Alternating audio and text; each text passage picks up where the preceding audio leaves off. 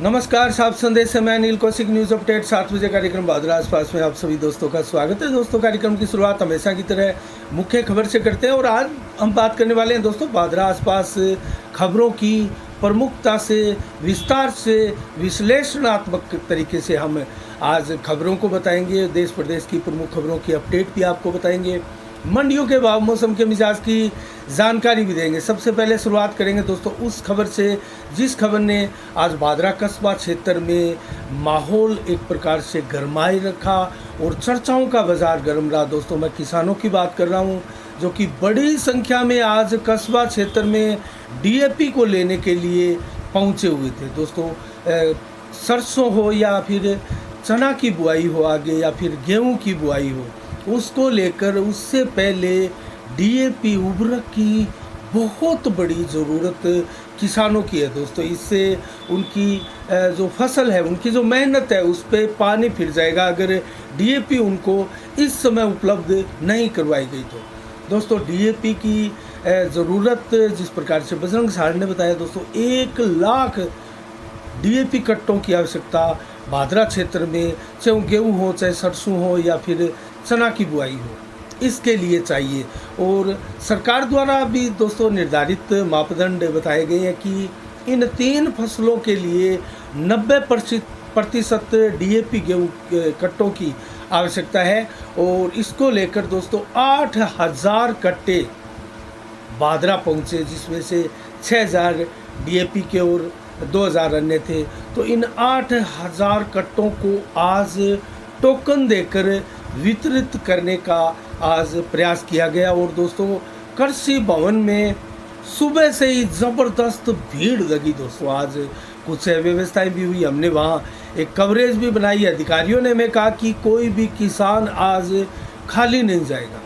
लगभग 2000 किसान आज डीएपी को लेने के लिए आए हैं। एक किसान को एक टोकन के द्वारा 3 कट्टे डीएपी के मिल रहे थे, तो उनको टोकन आज जारी कर दिया गया काफ़ी मशक्क़त के बाद। और लगभग 1-1:30 बजे 2 बजे तक की टोकन दिए जा रहे थे। उसके बाद में लाइन लगी दोस्तों मदन लाल काशीराम उस बीच की दुकान पर, जो पुराना जो सिनेमा हॉल है कृष्णा टाकीज़ के पास उनकी दुकान है। और जो कृष्णा टाकीज़ के पास एक गली है, उनके दूसरे गेट से ये डीएपी किसानों को दी जा रही थी। और वहाँ गली में जो गली थी, जो बोर्डिंग हाउस की तरफ, जो ग्रामीण कन्या महाविद्यालय उनकी तरफ जाने वाली जो गली है, वो पूरी की पूरी गली ब्लॉक थी।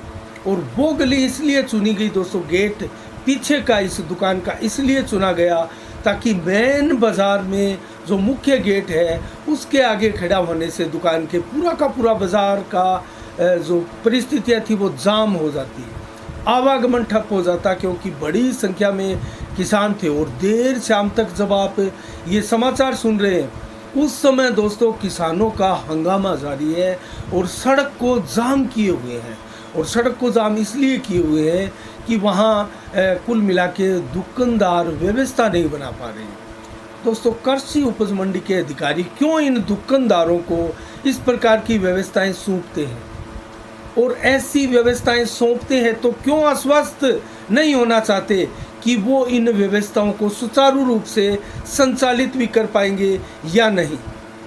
दोस्तों, ऐसी बाज़ार की दुकानों पर जो टोकन देकर भेजने से अच्छा है कहीं कृषि उपज मंडी में ही इन टोकनों को और इन डीएपी उर्वरक को वितरित किया जाए। क्यों ना किया जाए ऐसा? दोस्तों, क्या सरकार इसकी योजना संचालित नहीं कर सकती? दुकानदारों को देना क्या आवश्यक है? इसके पीछे क्या मंशा है? क्यों फिर दुकानदारों के शिकायत भी आती है। दोस्तों, बड़ी संख्या में किसान शिकायत करते हैं। आज 6000 कट्टे डीएपी के थे, जो प्राथमिकता थी किसानों की, क्योंकि वो कम आए थे, इसलिए अन्य विकल्प के तौर पर 2000 कट्टे दूसरी उर्वरक के थे। तो 6000 की जो प्राथमिकताएं थी, ऐसे में इन दुकानदारों द्वारा जैसी शिकायतें मिल रही है, दूसरे जो विकल्प था वो ज़्यादा दे दिए जाते हैं, डीएपी को रोक दिया जाता है, डीएपी को कम दिया जाता है और बाद में वो ऊंचे दामों पर बेची जाती है दोस्तों। 1350 रुपये मूल्य निर्धारित है, उसके बावजूद भी किसानों को 4-4 हज़ार रुपये देने से भी डीएपी के कट्टे नहीं मिल पा रहे हैं। तो इसका खामियाजा कौन भुगतेगा? किसान। और इसकी जवाबदारी किसकी है दोस्तों? कृषि विभाग लेगा इसकी जवाबदारी, या कोई जनप्रतिनिधि लेगा? कौन लेगा इसकी जवाबदारी? क्या वो दुकानदार लेगा? दोस्तों इसकी गहनता से जांच होनी चाहिए। आज बाजार की पूरी परिस्थितियां जाम करके रख दी किसानों ने, और वो करते भी क्या दोस्तों? अगर उनको डीएपी नहीं मिली जो आई हुई है, जो टोकन दे दिए गए, उस दुकानदार द्वारा उनको वितरित की जानी है। लेकिन इस अव्यवस्था के चलते ऐसे दुकानदारों का लाइसेंस जब्त होना चाहिए दोस्तों। जो व्यवस्था किसानों को, मात्र 2000 किसानों को ही व्यवस्था नहीं दे पाते, क्यों ऐसे दुकानदारों को इस प्रकार की जिम्मेवारियां सौंपी जाती है? तो दोस्तों ये वीडियोज़ आप ज़रूर देखिएगा, अलग अलग से हमने वीडियोज़ डाले हैं। अब हम बात करते हैं दोस्तों एक दूसरी खबर से। मलसीसर गांव में पीएनबी बैंक का एटीएम काट दिया गया दोस्तों, लूटने का प्रयास किया गया। क्या है घटना, इसको विस्तार से बताएं। तो आज कल रात्रि को दोस्तों बताया जा रहा है, ये 3 बजे की घटना है। जो मलसीसर के 2 बस स्टैंड है, बादरा से जाती है तो प्रथम बस स्टैंड है दोस्तों, उसके ऊपर पीएनबी बैंक एक 4 दीवारी के अंदर, मेन रोड के ऊपरी 4 दीवारी है, और उस 4 दीवारी के अंदर सामने आप दाएं हाथ की तरफ देखेंगे तो आपको पीएनबी बैंक की शाखाएं दिखाई देगी। और उस शाखा में और उस एटीएम में, शाखा के उस एटीएम में जाने के लिए आपको एक ही शटर दिखाई देगा, जो कि बैंक बंद होने के साथ ही जो एटीएम है वो भी स्वतः ही बंद हो जाता है। तो एक तो ये इस प्रकार की व्यवस्थाएं बैंक की गांव में, क्योंकि कोई व्यवस्था नहीं है। अगर बैंक बंद हो जाता है 5 बजे ही, तो दोस्तों कोई एटीएम की व्यवस्था ही नहीं है गांव में। तो इस प्रकार की व्यवस्थाओं के द्वारा जब रात्रि को पूरा बस स्टैंड सुनसान हो जाता है, तो उस शटर के ताले को, लॉक को गैस कटर से उस अज्ञात चोर द्वारा काटा जाता है, और उस काट के उसका शटर ऊपर किया जाता है। उसके बाद में दाएं हाथ की तरफ पास में ही एटीएम का एक छोटा सा रूम बना हुआ है, उसमें एटीएम मशीन रखी हुई है। वहाँ घुसता है वो चोर, और पहले जब देखता है सामने सीसीटीवी कैमरे, तो सीसीटीवी कैमरों को तोड़ता है, नीचे उतारता है, वायरिंग काटता है। बाहर जो सीसीटीवी कैमरा लगा था उसकी वायरिंग काटी जाती है, और जो कैमरा लगा होता है वो बैंक के गेट के ऊपर लगा होता है, उस कैमरे को तोड़ दिया जाता है। सामने बैंक का गेट है, यहाँ एटीएम का गेट है, और यहाँ शटर है। शटर का ताला तोड़ा, एटीएम में घुसा, और वहाँ घुसकर गैस कटर से एटीएम मशीन के जो कल पुर्जे हैं दोस्तों मशीन के, वो एक एक करके पूरा उसका खाका काट दिया जाता है गैस कटर से। और उसमें जो नोट रखने के अलग अलग पोर्शन डिवाइड किए होते हैं, उन सबको निकाला जाता है। लेकिन उस वक्त चोर के भी होश उड़ जाते होंगे जब वहाँ एक भी रुपया उस एटीएम में उसको नहीं मिलता है, क्योंकि ये 3 बजे की रात्रि को घटना है, और गैस कटर से काटने में संभवतः चोर को समय भी लगा होगा। जैसा कि बैंक के एक सीसीटीवी फुटेज में मंकी मास्क लगाए हुए एक जो चोर है वो दिखाई देता है, लेकिन एक ही दिखाई देता है। संभवतः इसके द्वारा जब ये काटा गया होगा तो काफ़ी टाइम हो गया होगा, और वहाँ कुछ नहीं मिला। तो बैंक के 2 लोग थे दोस्तों, एक तो लोहे की जाली जो अमूमन बैंकों में होती है, दोनों तरफ से इस तरह खींच के और वो बंद की जाती है, और उसके बाद में उसका जंजीर नुमा एक लॉक लगाया जाता है। उसके बाद में उसको भी तोड़ दिया जाए तो अंदर बैंक का एक मेन गेट का लॉक होता है, और बैंक के बहुत से सिक्योरिटी सिस्टम भी होते हैं दोस्तों। बैंक को लूटना किसी भी चोर या साधारण व्यक्ति के लिए संभव नहीं है। बहुत शातिर चोर बैंक लूटने के लिए चाहिए, और ये चोर जो था वो शातिर नहीं था दोस्तों। उसके बाद में संभवतः प्रयास किए होंगे, लेकिन समय ज़्यादा होने के चलते संभवतः वो बैंक की तरफ नहीं गया, और बैंक का कोई लॉक तोड़ने का प्रयास नहीं किया गया। ऐसा बैंक के कर्मचारी ने हमें बताया जब हम वहाँ कवरेज लेने के लिए पहुँचे। इसकी एक कवरेज है दोस्तों 10 मिनट की, आप ज़रूर देखिएगा। विस्तार से हमने मलसीसर में जाके इसकी एक कवरेज की थी, ग्रामीणों से भी पूछा था और बैंक के कर्मचारी ने हमें सारी घटना के बारे में बताया और ये भी बताया कि उन्होंने उच्चाधिकारियों को सूचना दे दी और उसके बाद में उच्चाधिकारी वहाँ आए भी और हमने कई सवाल जवाब भी उनसे किए। क्यों यहाँ गार्ड नहीं है और जब सुनसान है तो क्यों यहाँ एटीएम अंदर है, ग्रामीणों को सुविधा का क्या होगा और अब आपने क्या मांग की है जब इतनी बड़ी घटनाओं को अंजाम दे दिया गया। तो दोस्तों ये सारे सवाल जवाब उस वीडियोज़ में हैं, आप ज़रूर देखिएगा उस कवरेज को। और दोस्तों ऐसी घटनाएं घट जाती है और एक नहीं, एक बार पहले भी बादरा के हिसार बस स्टैंड पर इस प्रकार से एटीएम को उठाकर ले जाने की, उखाड़ने का प्रयास हो चुका है। इससे पहले भी दोस्तों मैं आपको बताऊं तो लगातार अब भी वर्तमान में भी चोरियों की घटना लगातार हो रही है, कानून व्यवस्था दांव पर है।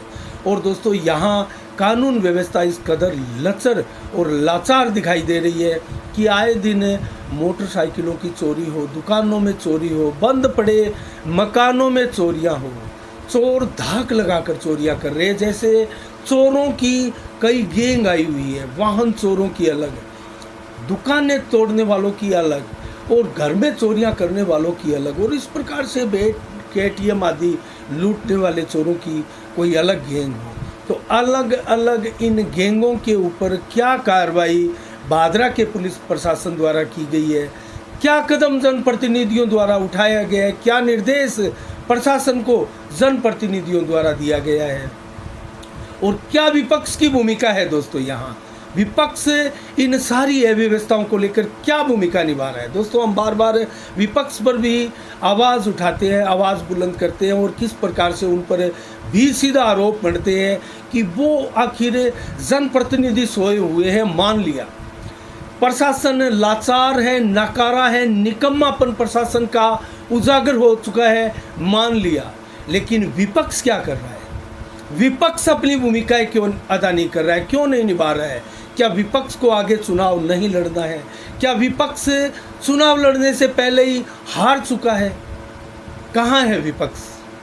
क्यों विपक्ष इन अव्यवस्थाओं को मुद्दा नहीं बनाते, जनता की आवाज़ लेकर सड़कों पर नहीं उतरते और आंदोलन नहीं करते, धरना प्रदर्शन नहीं लगाते, अपनी मांगे नहीं उठाते? दोस्तों क्या कारण है? इतनी ज़बरदस्त अव्यवस्थाएं, किसान सड़कों पर, मजदूर सड़कों पर, व्यापारी परेशान, कस्बे की पालिका व्यवस्था चारों खाने चित, कोई सिस्टम नहीं है दोस्तों, ना सीवरेज का, और जलदाय विभाग भी नकारा दोस्तों, बिजली विभाग भी नकारा सिद्ध हो रहा है, बार बार अघोषित कटौतियाँ। दोस्तों दीपावली का समय चल रहा है, दीपावली की तैयारियां जोर शोर से चल रही है और ऐसे में इन अव्यवस्थाओं का ढिंडोरा पीटते लोग किससे गुहार लगाए? दोस्तों आखिर कौन है जो इन लोगों की सुनने वाला है? क्या प्रशासन सुनेगा? नहीं सुन रहा है। क्या जनप्रतिनिधि सुनेंगे? कोई नहीं सुन रहा है, ना वर्तमान विधायक ना पूर्व विधायक, विपक्ष है नहीं। क्या जनता क्या करे? दोस्तों कानून अपने हाथ में ले, फिर कानून अपने हाथ में लेने के बाद भी दोस्तों लोगों का क्या जीना दुश्वार नहीं होगा? क्या उन पर कानूनी शिकंजा नहीं कसेगा? क्या उन पर कानून की मार नहीं पड़ेगी, कोर्ट की मार नहीं पड़ेगी, थाना पुलिस तहसील की मार नहीं पड़ेगी? दोस्तों 144 धारा लगी हुई है, कोई धरना प्रदर्शन भी बगैर अनुमति के नहीं कर सकता। ठीक है, ये अच्छी बात है, अनुमति से ही धरना प्रदर्शन होने चाहिए ताकि सरकार को, प्रशासन को इसका ज्ञान रहे, संज्ञान रहे कि इस प्रकार का धरना प्रदर्शन हो रहा है, उनके नॉलेज में सारी चीज़ होनी चाहिए। लेकिन धारा 144 सेलेक्टिव लोगों को धरना प्रदर्शन की अनुमति दी जाती है, तिरंगा यात्रा तक की अनुमति नहीं दी गई। दोस्तों क्या ये अभिव्यक्ति की आज़ादी पर कुठाराघात नहीं है? दोस्तों क्या फंडामेंटल राइट क्या इस देश से खो गया है? क्या बादरा गुलामों की ज़िंदगी जी रहा है? क्या बादरा में गुलाम लोग रहते हैं? क्या यहाँ का विधायक बादरा क्षेत्र के लोगों को गुलाम बना के रख देगा या रख दिया है? या कोई प्रयास आगे के लिए नहीं किए जा रहे हैं दोस्तों। बड़े बड़े दावे यहाँ के विधायक बलवान पूनिया द्वारा किए जाते हैं, लेकिन धरातल पर टाइम फीस साबित हो रहे हैं दोस्तों। इतने बड़े संभाग के किसान नेता कहलाते हैं, लेकिन किसान यहाँ दर दर की ठोकरें खाने को मजबूर है दोस्तों। किसान भटक रहा है दोस्तों, चाहे वो पानी के लिए हो, बीज के लिए हो, खाद के लिए हो, या फिर बीमा क्लेम के लिए हो। धरने पर बैठा है किसान, वहाँ विधायक नहीं जा रहा है दोस्तों, और ना कोई पूर्व विधायक जा रहा है दोस्तों। नए नेता, नौसंख्यीय नेता जो कि आने वाले विधानसभा में चुनाव लड़ने की तैयारियां कर रहे हैं, वो कमर कसे हुए हैं। मैं ठीक कह रहा हूं दोस्तों, बजरंग सहारण के नेतृत्व में ये धरना प्रदर्शन चल रहा है। क्या बजरंग सहारण ये एकमात्र विपक्ष है भादरा का? ये बहुत बड़े सवाल है दोस्तों। और संजीव बेनीवाल से सबसे बड़े सवाल दोस्तों इस क्षेत्र की जनता करती है कि हर बार जब चुनाव आते हैं तो उनका नाम उभर कर आता है कि वो सबसे भारी है, वो सबसे आगे हैं, वो सबसे ज़्यादा वोट लेने वाले नेताओं में हैं, वो 1 लाख वोट क्रॉस करने वाले नेताओं में हैं। लेकिन क्या ईमानदारी के साथ संजीव बेनीवाल इस विपक्ष की भूमिका का निर्वाह कर रहे हैं दोस्तों? ये बहुत बड़े सवाल है। ये मैं नहीं कह रहा, ये क्षेत्र की जनता कह रही है। क्या संजीव बेनीवाल अपनी भूमिकाओं को, जो भूमिकाएं वो महीने 2 महीने में एक बार आकर निभाते हैं या यदा कदा आकर निभाते हैं, वो लगातार आकर निभाएंगे? हम ये नहीं कहते कि वो बिल्कुल नकारा है, वो घर में बैठे रहते हैं, या वो काले शीशों की गाड़ियों में चलते हैं, या वो एसी में बैठे रहते हैं। वो ज़रूर सबसे पहले उठकर नहा धोकर बाहर निकलने वाले, क्षेत्र में निकलने वाले, लोगों के बीच में जाने वाले और एक मेहनतकश नेता है दोस्तों, जो 12 महीने तक मेहनत करते हुए लोगों के बीच में रहते हैं। लेकिन क्यों नहीं वो लोगों की मांग उठाते हुए सड़कों पर किसानों के साथ उतरते? क्यों नहीं वो दूसरे नेताओं के द्वारा जो विपक्ष की भूमिका निभा रहे हैं उनके धरना प्रदर्शन पर जाकर उनको आश्वस्त करें कि हम आपके साथ हैं? वो दोस्तों सबसे बड़ा चेहरा भादरा का है, 2 बार विधायक बन चुके हैं। और मैं सबसे बड़ा चेहरा इसलिए कह रहा हूं क्योंकि 2 बार विधायक बन चुके सक्रिय नेताओं में एकमात्र संजीव बेनीवाल यहाँ के बड़े नेता माने जाते हैं। बलवान पूनिया पहली बार विधायक बने हैं। जयदीप डूडी मात्र 1 बार 2008 में विधायक बने थे, उसके बाद में वो भी तड़प रहे अपनी खोई हुई ज़मीन पाने के लिए। डॉक्टर सुरेश चौधरी 2003 में 1 बार विधायक बने थे, वो भी अपना खोया हुआ जनाधार ढूंढने के लिए निकल पड़े थे, लेकिन उनको नहीं मिला तो उनके भाई अब ढूंढ रहे हैं अपने भाई का खोया हुआ जनाधार और अपना जनाधार बनाने का प्रयास कर रहे हैं। मैं एसपी सिंह पूर्व जिला कलेक्टर की बात कर रहा हूँ। तो दोस्तों इन क्या हो गया है, पूर्व विधायकों को, नेताओं को, बड़े बड़े नामों को दोस्तों, यहाँ बड़े बड़े नाम हैं, Shobha Singh Dudi, PP Singh Dudi, Jaideep Dudi, doctor Suresh Chaudhary, SP Singh बढ़िया, बजरंग सहारण, दोस्तों संजीव बेनीवाल, संदीप ढूकिया, बहुत बड़े बड़े नाम हैं, दयानंद बेरवाल, बहुत बड़े बड़े नाम हैं। लेकिन कुछ को पार्टियों ने दरकिनार कर रखा है, कुछ को जनता ने दरकिनार कर रखा है, कुछ को दोस्तों अपनी संकीर्ण मानसिकता से स्वतः ही दोस्तों खुद ब खुद पीछे हटे हुए हैं। उनमें आत्मविश्वास की कमी है। क्या कीजिएगा इन नेताओं का? दोस्तों भादरा का भविष्य कैसा होगा? कौन बनेगा भादरा का भविष्य? क्या वर्तमान विधायक एक बार फिर से विधायक बनने की राह पर अग्रसर है?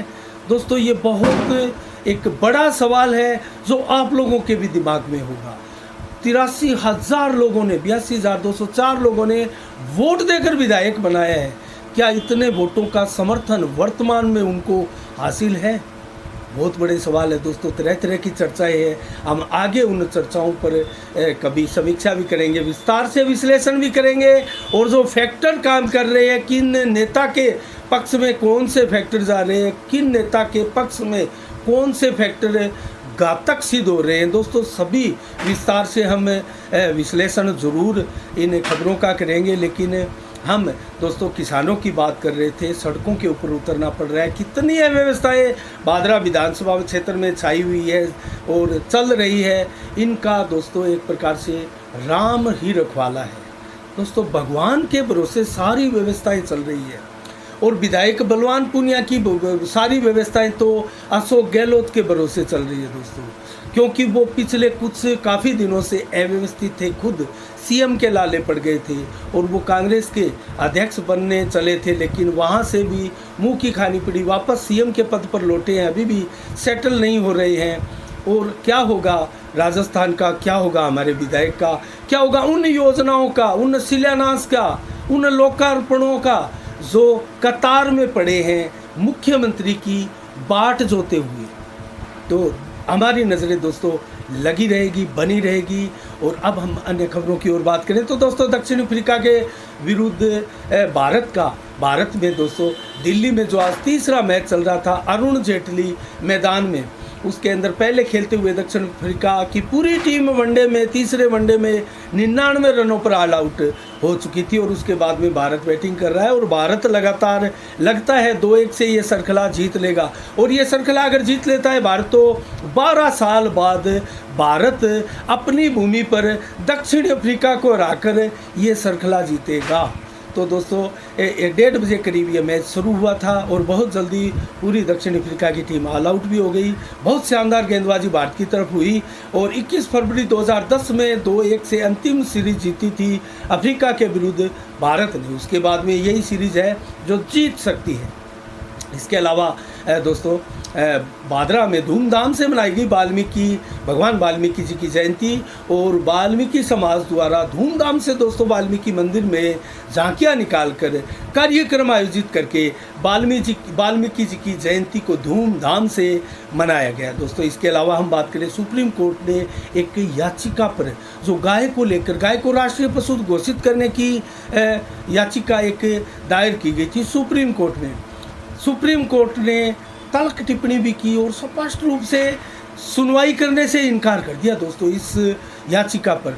और तल्ख टिप्पणी करते हुए याचिकाकर्ता से पूछा कि इसमें कौन सा किसका मौलिक अधिकार प्रभावित हो रहा है और क्यों आप बार बार इस प्रकार की याचिकाएं लेकर आते हो ताकि हम आपको जुर्माना लगाना पड़े, ऐसी आप क्यों हरकतें करते हो। तो उसके बाद में याची ने दोस्तों अपनी याचिकाएं वापस ले ली। उसके साथ दोस्तों रबी फसल पर सरकार आज जो सूत्रों से निकलकर खबरें आ रही है दोस्तों, उस पर रबी जो फसलें हैं उस पर सरकार 3% से लेकर 9% तक MSP बढ़ा सकती है। इसकी तैयारियां सरकार कर रही है। संभवतः जल्दी नोटिफिकेशन इसको लेकर कोई जारी हो सकता है। और शिवसेना उद्धव ठाकरे और शिवसेना शिंदे महाराष्ट्र के मुख्यमंत्री के बीच में जो टक्कर थी, जो भिड़ंत थी, जो टकराव था, जो लगातार पिछले काफ़ी लंबे समय से चल रहा है, ये सहमत का खेल, वो उसमें दोस्तों बहुत बड़ा घटनाक्रम हुआ है। और चुनाव आयोग ने शिवसेना के जो पार्टी का जो नाम था उसको फ्रीज कर दिया है, वो किसी पार्टी को नहीं मिल सकता। और जो धनुष बाण उनका जो चुनाव चिन्ह था उसको भी फ्रीज कर दिया गया है, क्योंकि उपचुनाव है और उसको लेकर दोनों ही पार्टियों ने अपने अपने दावे किए और शिवसेना पर अपना दावा जताया।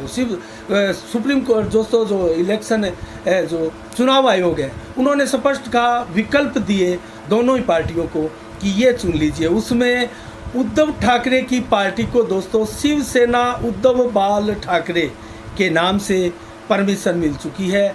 अब जो शिवसेना थी उद्धव ठाकरे वाली, जो बाला साहब ठाकरे वाली, वो शिवसेना उद्धव बाल ठाकरे के नाम से जानी जाएगी। और उनका चुनाव चिन्ह मशाल के रूप में उनको मिल चुका है। धनुष और शिवसेना का नाम उनसे छीना जा चुका है। ये बहुत बड़ा झटका भी है। और दूसरा उनको चिन्ह मिल भी चुका है। उधर मुख्यमंत्री शिंदे के दावे का क्या हुआ? शिंदे की पार्टी को बाला साहब ची शिवसेना का मतलब महाराष्ट्र में बाला साहब की शिवसेना है। तो बाला साहब ठाकरे के नाम से ही दोनों पार्टियों ने फिर अपनी अपनी अलग से पार्टियां बना ली।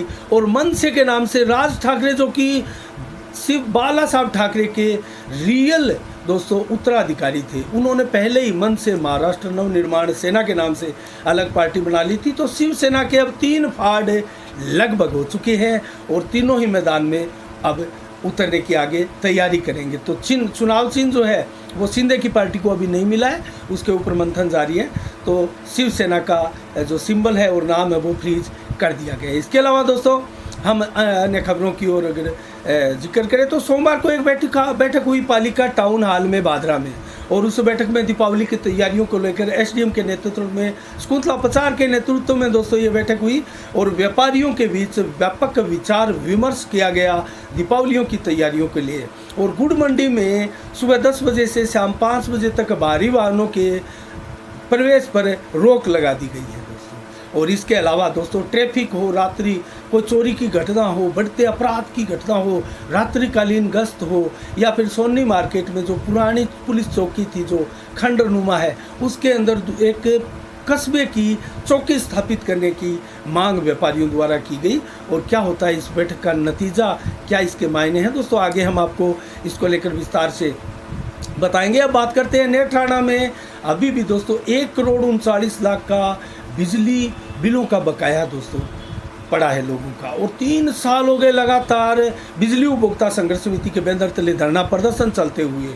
और दोस्तों 19 अक्टूबर को, आने वाली 19 अक्टूबर को फिर से अभियान चलेगा कनेक्शन काटने का, वसूली का। और अब तक 720 लोगों के कनेक्शन काटे जा चुके हैं। 1158 कुल उपभोक्ता थे जिन्होंने बिल जमा नहीं कराए थे, उनमें से 720 के कनेक्शन है 28 मई को जिला कलेक्टर के निर्देश पे जो अभियान चलाया था उसमें काट दिए गए। और उसी दौरान बहुत से लोगों ने जो काउंटर लगा था नेत्राणा में उसमें अपने बिल जमा भी करा दिए थे। और लगभग 268 लोगों ने, माफ़ कीजिएगा, 268 लोगों ने बिल जमा करवा दिए थे। और ये राशि थी लगभग 56 लाख की। तो क्या ये राशि लगभग बाद में 2 करोड़ तक की जमा करवा दी गई और कुल 3,39,00,000 का बकाया था, जो अब 1,39,00,000 का बकाया है। 2 करोड़ रुपए जमा करवा दिए गए। तो इस अभियान में क्या होता है देखते हैं। 19 अक्टूबर को और 20 अक्टूबर को उपखंड का घेराव किसान कर रहे हैं, उसका क्या होगा उसके ऊपर भी हमारी नज़रें बनी रहेगी। और इसका एक वीडियो हमने डुंगराना में जाके भी बनाया और किसानों ने सीधे सीधे विधायक बलवान पुनिया पर बीमा कंपनी के साथ मिली भगती के आरोप लगाए दोस्तों। ये वीडियोज़ भी आप देखिएगा, अलग से हमने बनाए हैं किसानों का, और किसान क्या कहते हुए प्रतीत होते हैं फसल बीमा क्लेम को लेकर, और विधायक के साथ किस प्रकार से कंपनी के साथ मिली भगत करके जो है किसानों को परेशान करने का आरोप लगाया है। कई आरोप किसानों ने लगाए हैं दोस्तों। इसके अलावा आरजेएस न्यायिक सेवा में प्रथम प्रयास में ही चयन होने वाली पल्लवी बेनीवाल का जो स्वागत समारोह है, सम्मान समारोह है, लगातार कस्बे में, स्कूलों में, व्यापारियों द्वारा, अनेक संस्थानों द्वारा किए जाने का सिलसिला लगातार जारी है। और दोस्तों 2 दिन पहले व्यापारियों ने घर में आकर पल्लवी बेनीवाल को सम्मान किया और पुष्प का गुलदस्ता जो है वो भेंट किया। उनके पिता वरिष्ठ अधिवक्ता राजेंद्र एडवोकेट का सम्मान किया, उनको बधाई दी कि कितनी बड़ी उपलब्धि उनकी सपुत्री पल्लवी बेनीवाल ने प्राप्त की है। और उनकी पल्लवी बेनीवाल के दादा भूप सिंह एडवोकेट दोस्तों कस्बे में बहुत एक जाना माना नाम है, एक प्रकार से भीष्म पिता में हम तो एडवोकेट दुनिया के उनको कहते हैं। तो ये सम्मान समारोह लगातार पल्लवी बेनीवाल का जारी है। हम भी बार बार उनको साधुवाद देते हैं उनकी इस उपलब्धि पर, बादरा का नाम रोशन करने के लिए उनकी बहुत बड़ी उपलब्धि पर। और दोस्तों इसके अलावा हम बात करें दोस्तों आज 11 अक्टूबर को क्या है विशेष दिन। जयप्रकाश नारायण जो कि एक समाजवादी नेता थे और एक बहुत बड़े समाज सुधारक भी रहे हैं। 1902 में उनका जन्मदिन आज ही के दिन था। और नानाजी देशमुख 1916 में उनका भी जन्मदिन आज ही के दिन था। बहुत बड़े देश के समाज सुधारक व नेता वो माने जाते हैं। अमिताभ बच्चन फिल्मी दुनिया की महान हस्ती, शहंशाह के नाम से जाने जाने वाले। 1942 में आज़ादी से पहले उनका जन्म हुआ और दोस्तों 82 वर्ष की उम्र में अभी भी उनके समर्थक बड़ी संख्या में उनको चाहने वालों की फहरिस्त है। और वे नेता भी रह चुके हैं दोस्तों और टीवी के कलाकार भी रह चुके हैं। और कौन बनेगा करोड़पति उनका बहुत सुप्रसिद्ध दोस्तों एक धारावाहिक है जो कि लगातार चल रहा है, शो है। और फिल्मी दुनिया में उनका नाम का कोई सानी नहीं है। लगातार सबसे लंबे और सबसे बड़े फिल्मी दुनिया के भीषम पितामह बनकर सुपरस्टार की पदवी पर वो सदैव एक ध्रुव तारे की तरह चमकते रहे हैं। और हार्दिक पांड्या का भी क्रिकेटर का आज ही के दिन 1993 में जन्म हुआ था। और इसके अलावा संजय बांगड़ क्रिकेटर है, वो जो पूर्व क्रिकेटर है, उनका भी जन्म 1972 को आज ही के दिन हुआ था दोस्तों। इसके अलावा नोर से शुरुआत करते हैं। नरमा 8,935, कपास 8,461, मोठ 5,670, ग्वार के भाव 4,566, सरसों के भाव 6271, मूंगफली के भाव 5900, गेहूँ 2300, बाजरा 1852, जो 2372, मेथी 5,301 और मूंग के भाव 7,277 रुपये प्रति कुंटल रहे। श्रीगंगानगर मंडी में गेहूँ 2313, चना 4446, सरसों के भाव 6300, ग्वार के भाव 4545, नरमा 9,101, जबकि मूंग के भाव 6650। संगरिया मंडी में नरमा 9,027, गेहूँ 2261, सरसों 5950, चना दोस्तों रहा 4570 रुपये प्रति कुंटल। और रावतसर मंडी में ग्वार के भाव 4585, मोठ के भाव 5400, मूंग के भाव 6500, गेहूं के भाव 2294 और बाजरा के भाव 1840 रुपये प्रति कुंटल रहे। और सरसों के भाव 6199, नरमा 9000, मूंगफली 6092 रुपये प्रति कुंटल बिकी है। आदमपुर मंडी में आज के भाव रहे। नरमा के 9194, ग्वार के भाव 4475, सादुलपुर मंडी में ग्वार बिका है 4700, चना 4650, मूंग 6900, मोठ 5400, गेहूँ 2375, बाजरा 1775, सरसों 5900, तारामीरा 6400, जबकि एलनाबाद मंडी में नरमा 9000, कपास 8,297, माफ़ कीजिएगा, सरसों 6031, ग्वार के भाव 4597, चना 4608, गेहूँ 2240। और आज की अंतिम मंडी सरसा में कपास 8390, नरमा 9035, सरसों 5940, ग्वार के भाव 4355 रुपये प्रति कुंटल रहे। और आज मौसम का मिजाज दोस्तों 28 से 29% बादल छाया रहा और 7 से 14 किलोमीटर की रफ्तार से हवा चलती रही। और दोस्तों बरसात की चेतावनी बिल्कुल नहीं है। रात्रि को भी 25 से 28 किलोमीटर की रफ्तार से हवाएं चलेगी और 10 से 15% बादल छाए रहेंगे। 12 अक्टूबर को कल 23 से 28 डिग्री टेम्परेचर रहेगा दिन में और 29 से 31 रहेगा दोपहर को मैक्सिमम, 27 से 29 देर शाम को और 7 से 18 किलोमीटर की रफ्तार से हवाएं चलेगी। और सुबह 42% बादल, दोपहर को 46 और देर शाम को 45, जबकि रात्रि को मात्र दोस्तों 20% बादल छाए रहेंगे। मौसम साफ रहेगा। इसके अलावा 23 से 4 से 11 किलोमीटर की रफ्तार से हवाएं भी चलेगी। तो ये रहे दोस्तों आज के 7 बजे के बुलेटिन के समाचार। कल ठीक शाम 7 बजे फिर आपसे रूबरू होंगे नए समाचारों के साथ, नई समीक्षा के साथ। तब तक के लिए आप अपना बहुत बहुत ख्याल रखिएगा। मुझे दीजिएगा इजाज़त। साफ संदेश से मैं अनिल कौशिक। नमस्कार। जय भारत, जय जय राजस्थान।